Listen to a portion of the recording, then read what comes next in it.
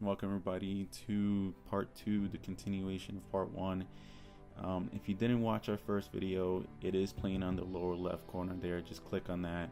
Just a little recap of what it is that we did go over. We went over low beam bulbs, turn signals, location of the bulbs, how to take them out, what they're going to look like, a lot of good information on that, where to place your hand as far as holding the bulb. I also showed you some of the headlamp designs, things like that. So it's a good video to watch. On part 2, what we will be going over is your bi-xenon bulbs, regular xenon bulbs, the locking mechanism, the igniter, things to watch out for, making sure not to touch this thing when it's on. Also, I will be going over the GLK headlamp low beam setup. If you ever did try one, hopefully that clip didn't come off. I do a nice close-up video showing you what to do and what not to do. So before you do attempt it, I would recommend watching this video. So we start off here with our xenon bulbs first.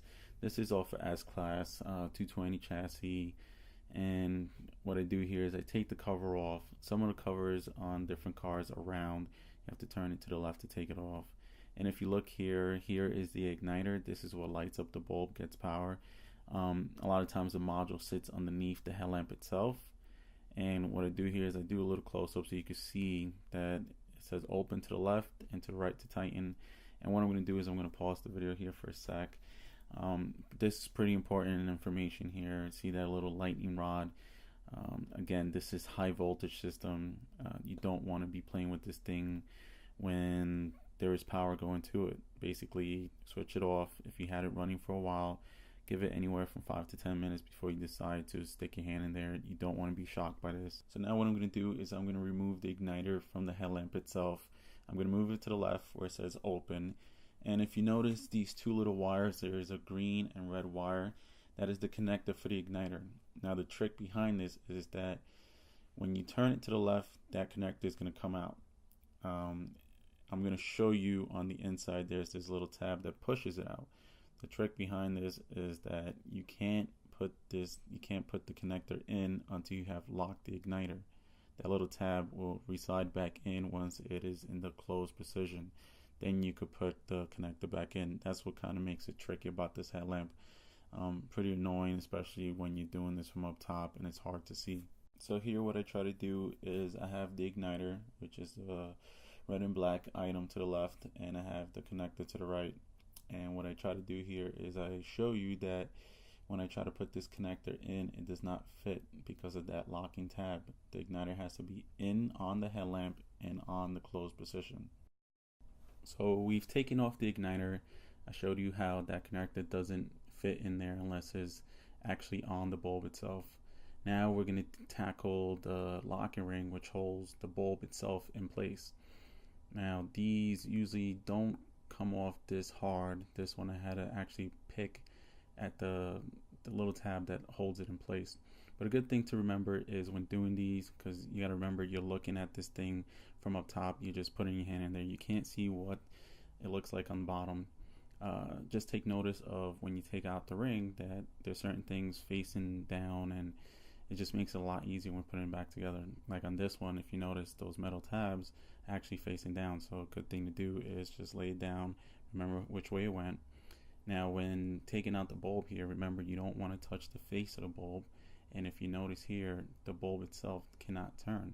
There's actually cutouts on the headlamp and cutouts on the bulb, meaning that this only fits one way. It's not going to fit multiple ways, so you're going to have to turn it. Or when you take it out, remember that the cutouts are facing up top, whichever way it may be. So now I'm going to put this thing together, show you the proper way of putting it back. Remember, don't touch the face of the bulb. Could cause it to blow out. So I go ahead and I put it back in, having to basically, this is easier to see, but you see it only fits in one way. If you don't get it in that one way, when you go to put the ring on, it's not going to lock. Makes this thing very difficult, frustrating at times, but best thing to do is when you take it out, pay attention to where you took it out. So I'm holding the bulb in place, and then I have to turn that locking ring to the right to tighten it, just like anything else. Left loosey, righty tighty. So once I've done that, the bulb is in place, and now I can put my igniter back on.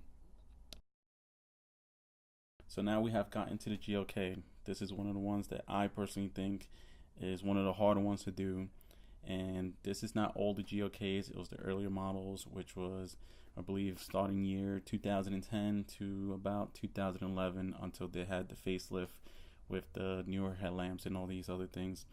But if you own this car, and if you ever had to change one of these low beam bulbs, I'm only talking about the low beam on this one, and hopefully you were successful. If, God forbid, that clip that holds the bulb in has fallen, then you know what I'm talking about. This is one of the more frustrating. It has happened to me where this clip has fallen out. So what I did here is I did a nice close-up, showed you where the clip falls in, how to do it, what to do, what not to do. So now I've taken the cover off here, and just take a close look here as I point out how this clip here is laid out. You're gonna have to do this with your hands. You can't fit a screwdriver down there because you're gonna be doing this from up top. But what you do is you push up on the clip, and then a lot of times this bulb doesn't just fall right out like it did. But you're gonna have to pull on the bulb itself. There's a connector there. Disconnect the bulb from the connector. But here, if you notice on the left and right, there's like two little cutouts, two grooves, where the clips actually slides into, just in case the clip itself. I've had it where the clip actually came off, fell right out, and it seems almost impossible to do. You'll probably have to take the inner fender out and all these other stuff. But here, I'm gonna pause the video real quick to show you guys something. So not only does this headlamp have this clip holding in place, but the bulb has to fit in one way.